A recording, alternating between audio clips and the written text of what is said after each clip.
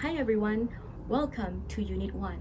In this unit, we are going to be talking about authority is constructed and contextual.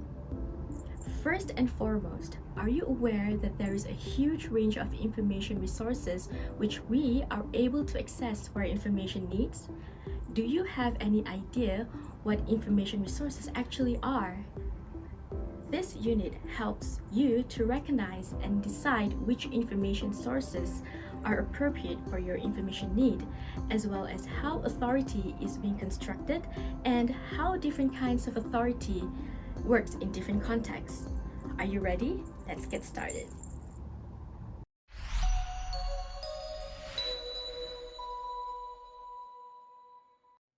First of all, what is authority? Authority here means the power to influence others because of one's recognized knowledge about something. In this context, various communities may recognize different types of authority. What does it mean by authority is constructed? There are several ways on how authority is constructed, such as through education, through laws or governance structure, training or hands-on practice, and personal experience. Through education refers to those who studied for many years. For instance, doctors studied a number of years in order to get the qualification to practice as a doctor. As for laws and governance structure, authority is granted to the person by virtue of their position in their job or in governance. For instance, police officers are ranked according to their merit in the governance, and we call them based on their ranks. Training or hands-on practice, on the other hand, may refer to an individual with years of hands-on practice and someone who may also have education training. For example, Jamie Oliver and Chef One. Meanwhile, personal experience is referring to one who becomes an expert based on their personal experience. For example, singers like Mariah Carey and Beyoncé who have been singing for more than 20 years. What does it mean by authority is contextual? There are several different examples of contexts which require the different kinds of authority. Firstly is learning from a teacher or educator. In this context, you get to know that the person is the authority of the topic that he or she is teaching you about. The next context is climbing a mountain. If you want to climb a mountain, you would go with someone who has experience in mountain climbing. You would not want to go with someone who has never climbed a mountain because there will be a lot of risks involved if you go with someone who doesn't know what to do when climbing a mountain. Next is elected officials. For instance, people who represent the rakyat in the government. In this context, they have the authority towards the things that they need to know about in any particular context, like Yang Berhormat Khairi Jamaluddin, who is now the Minister of Health. There is a certain amount of authority that he brings because of his capacity as the Minister of Health. For example, the current COVID-19 situation in Malaysia, its daily statistical data, or perhaps the latest updates about the COVID-19 vaccines. The final context is home kitchen versus professional kitchen.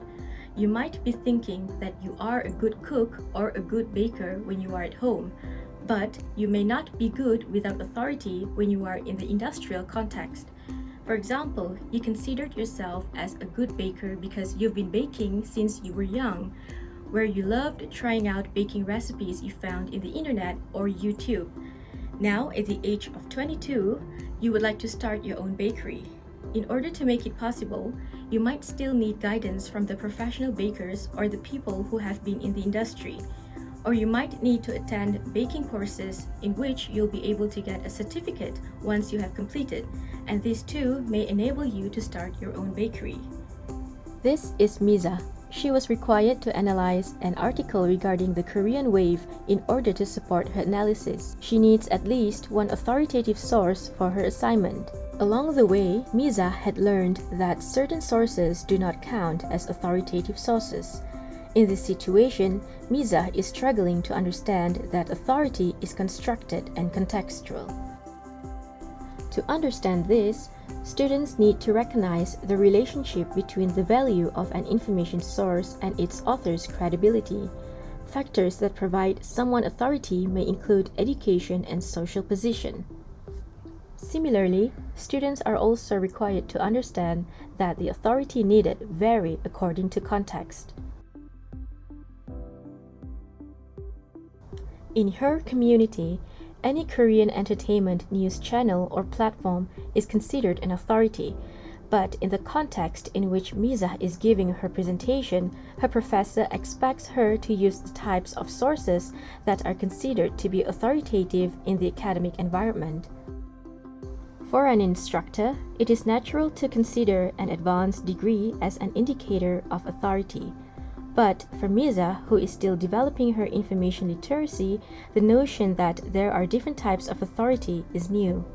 However, once she comes to understand that authority is constructed and contextual, Misa will be better able to evaluate information sources in order to select the ones that she needs.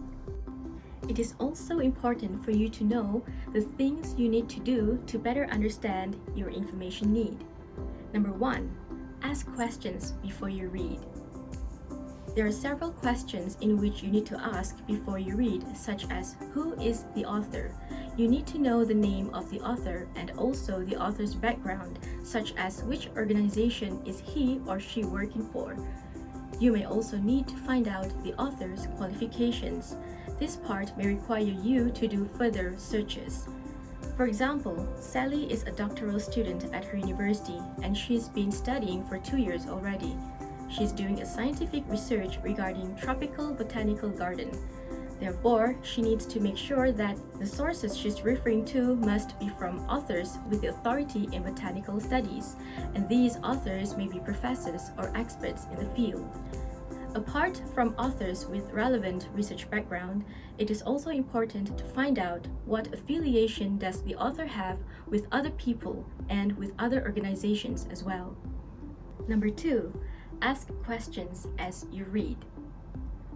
There are several things to identify as you read the information you retrieved. Firstly, you need to identify the way the information is presented in the information source, such as how has the construction and context of the author's expertise shaped the way they present the information? Is it through education or personal experience shaped by the way they talk about the subject? Next, you need to identify the limitations of the author's expertise. This refers to whether the author's knowledge is delivered based on facts or data or life experience. For example, one who reads may know a lot more about facts or data, but for one who doesn't read much would rely on life experience, which also impacts one's daily existence. You might need to look at how many published work does the author have, what kind of things the author has been writing about, what kind of projects that person is involved in. Besides the affiliation that the author has, it is also important for you to find out the network of societies that the author is part of. Number 3, consider authority as you look for sources to use in your research project or assignment. From this perspective, you need to figure out more about your research project or assignment. This way, you will be able to see whether the author actually has the authority to make the claims they are making. You may also need to find out whether the author's expertise is sufficient for use in your research project or assignment, and how do you determine the credibility of this information source.